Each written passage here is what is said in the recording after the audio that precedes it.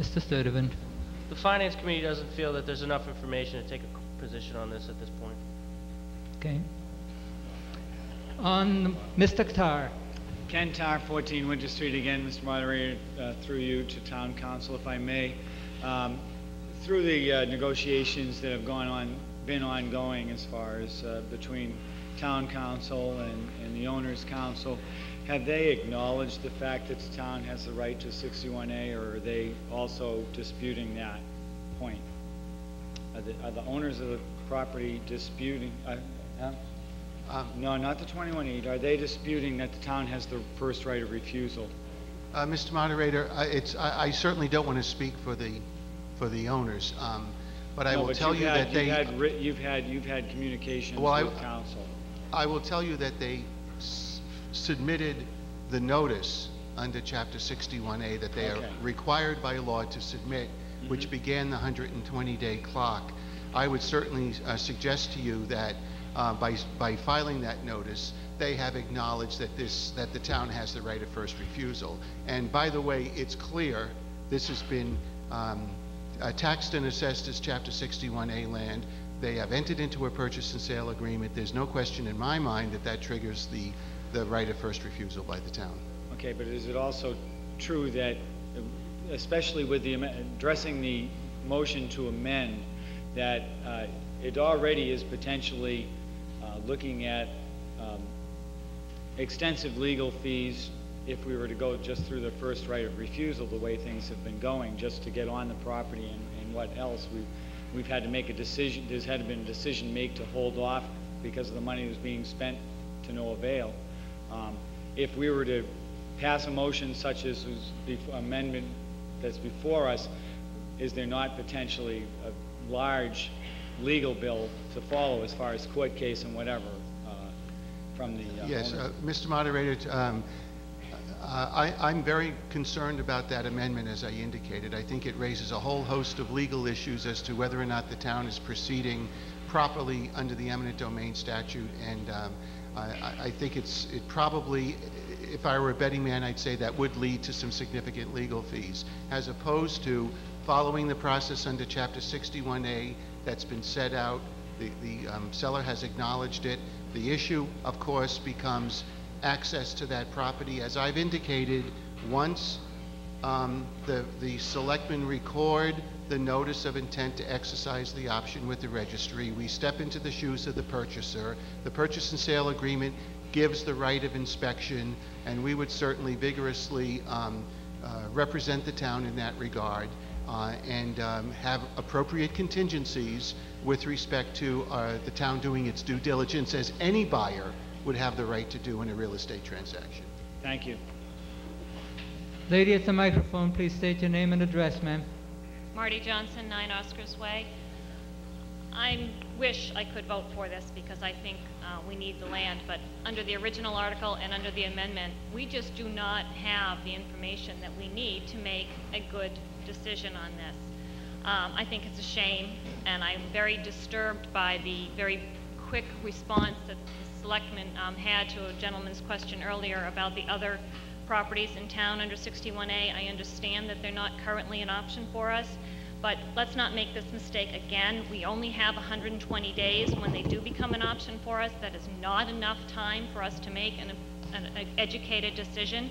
I'd like a commitment from, I don't know if it's the selectmen or if it's the jurisdiction of the planning committee, that some study will be done on what properties are in that jurisdiction of 61A, and that we will have some idea as to what we can do and what the value of that land will be. Mr. Murphy.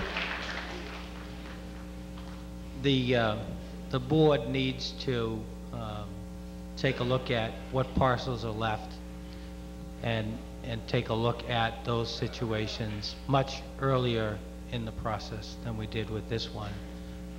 And that really gets to the heart of goals and strategic planning and understanding where we're going and trying not to get mired in the muck of the budget.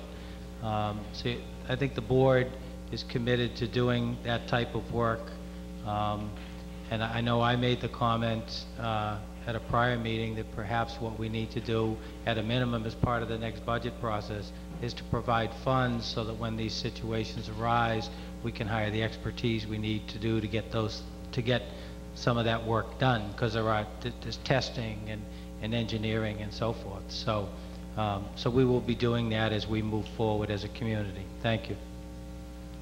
Mr. Piero? Thank you, Mr. Moderator. Ladies and gentlemen, you know, the Board of Selectmen is 100% the right, try to help. You have to get a permit to go in that place. There's a wetland over there. You're gonna put a portable house? Are you gonna have a sewage in this down here, or are you gonna put a treatment plant? You don't know what you get into. Then you say, someone here, Mr. Dubie said, we'll take it for eminent domain. No, no, no, no. You pay the price tag. You don't care about eminent domain. You ask the attorney here. You gotta pay for it, or we'd be in a lot of trouble. We'd be in the court 10 years with this here. You get yourself into a lot of trouble by getting that land. If you come by legally out to ride, don't force him.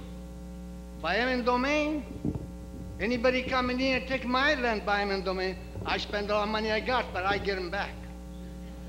You don't get by eminent domain. You gotta pay the price tag of what it's worth.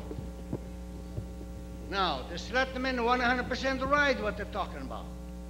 Where are you gonna get the money? We getting into a lot of, we go more into trouble than if we get out of the trouble.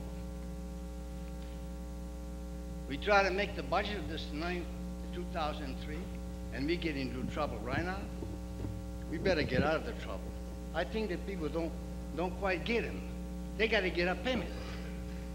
A man to come over there, you get a wetland here. Another thing, I see to them myself that if they don't put the right drainage, I'll report them to the state. I will see to that, because I've seen plenty run here. They're not putting a portable house there, not big enough. It's a big treatment plant. What are you going to run? In the water level? Down wetland? You don't go upstairs, you go downstairs.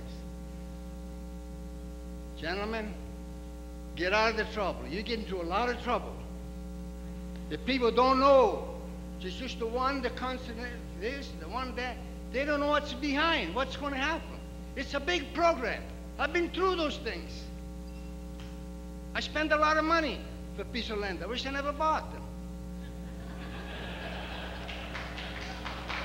Mr. O'Leary and then Mrs. Norris.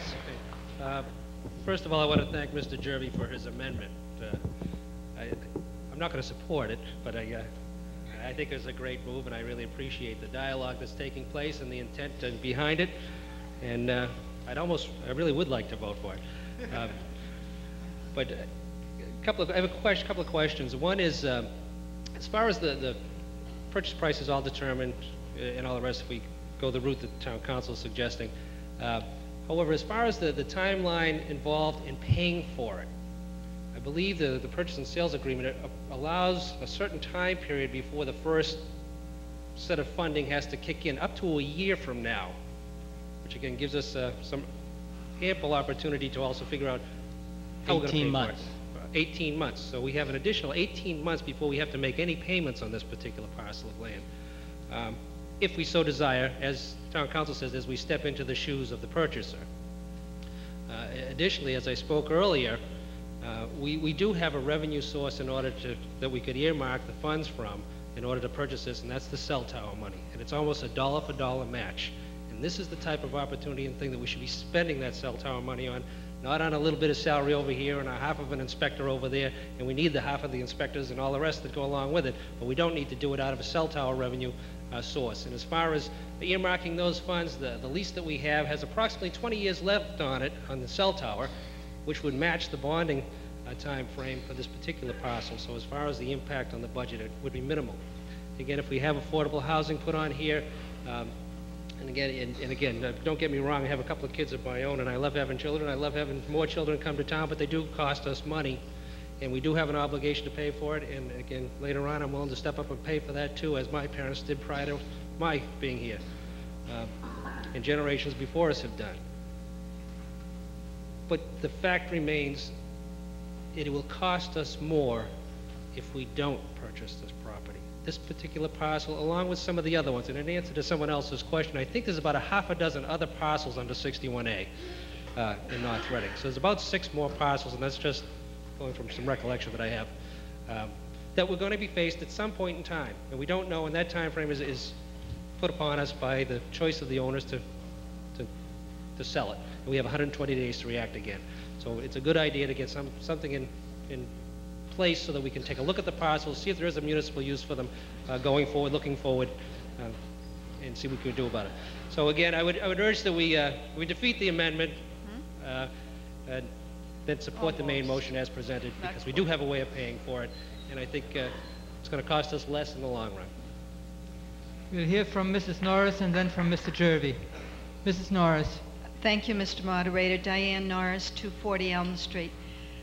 In trying to come to a decision about whether this property is valuable or not to the community, and we have this issue that we have no access to it, I'm confused. When a property is granted a 61A, I believe the primary purpose is agricultural, and that's why it's not assessed at the same rate that either residential, commercial, or industrial property is. Now, annually, when the assessments are done, is it not reasonable to expect that the town has the right to go to the property to see that the purpose for which it was granted the 61A is still in effect? And how does one do that without having access to the property? Mr. Murphy, to answer Mrs. Norris's question. As far as I know, no one in the hall tonight has knowledge of whether or not they were whether or not as part of the assessment process, that, you know, someone gained access to the site. I mean, it's all a valid point in a sense, but that's all behind us now, and we need to move forward on the issue before us, because it won't have any bearing on whether or not we buy the property. Well, how long has it been under 61A? As everyone around me is saying, for years, forever. Forever, okay. And at no time has the town ever gone onto the property to determine that it's consistent with 61A? As far as I know, there's no one in the hall with knowledge as to whether or not a town official has ever gone onto the property. And one couldn't do it tomorrow? We've been trying to do that. You can't, if the assessor comes to my property, I can kick him out. Wouldn't do it, but I can. So. And you would lose your 61A status? Well, but that's in the past. That doesn't count for tonight. I don't disagree with you. Maybe we should go to all the other 61As that are out there, and if we don't get access, take the status away. Mr. Jervy. I want to thank everybody for indulging me. It hasn't been all part of the public discussion, but a number of things have been told to me back here about the process of eminent domain, and it would be, this is not the right way to do it, a motion like this without some preparation. And if at any time we wanted to take a piece of property by eminent domain, we could do it at some other time without difficulty. I'm going to ask you to defeat my amendment. I doubt that the moderator will let me take it off the table. So I will ask you to defeat it, and then we can move on to the main motion again. Mr. Jervy is absolutely correct. He cannot withdraw the motion after it has been made and seconded. It belongs to the meeting. But we can vote on it right now. And if you're ready to vote on the motion to amend, we can dispose of that and go back to the main motion. Yep. On the motion to amend, which requires a simple majority for adoption, all those in favor of the motion to amend, please say aye. Those opposed? No. The motion to amend is lost, and we're back to the main motion. Now, the chair saw several people up here waiting to be recognized. Mr. Muldoon, Mr. Okay, then we have